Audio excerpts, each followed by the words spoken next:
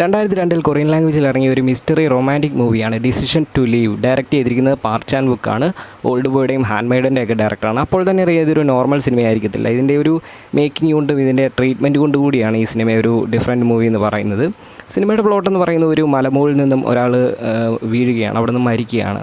അപ്പോൾ ഇതിനെ തുടർന്ന് ഇൻവെസ്റ്റിഗേഷൻ ഓഫീസറായ നായകൻ അന്വേഷണം തുടങ്ങുന്നു. അന്വേഷണത്തിനിടയിൽ ഇതൊരു കൊലപാതകമാണോ എന്ന് അയാൾക്ക് സംശയം തോന്നുന്നു. അങ്ങനെ അന്വേഷിച്ച് തുടങ്ങുന്നു. അതിനിടയിൽ ഇയാളുടെ മരണം ഇയാളുടെ ഭാര്യയോട് പറയുന്നു. അങ്ങനെ ഭാര്യയിൽ ഇവർക്ക് സംശയമുണ്ടാകുന്നു. പക്ഷേ ഭാര്യയുടെ സംസാരത്തിൽ എല്ലാം ഇവർക്ക് എന്തൊക്കെയോ അസ്വാഭാവികതകൾ തോന്നുകയാണ്. അതിനുശേഷം അവൾ നിരപരാധിയാണെന്ന് എന്ന് തോന്നുകയാണ്. അങ്ങനെ ഇൻവെസ്റ്റിഗേറ്ററും ഈ ഭാര്യയുമായിട്ട് അടുപ്പത്തിലാവുകയും അതിനുശേഷം നടക്കുന്ന സംഭവങ്ങളൊക്കെ ബേസ് ചെയ്ത് പോകുന്ന ഒരു ഡ്രാമ മോഡിൽ പോകുന്ന ഒരു സിനിമയാണ്. എല്ലാവർക്കും പറ്റിയൊരു സിനിമയാണെന്ന് പറയുന്നില്ല, കാരണം നല്ല സ്ലോ പേസിലാണ് ഈ സിനിമയുടെ ഒഴുക്കെന്ന് പറയുന്നത്.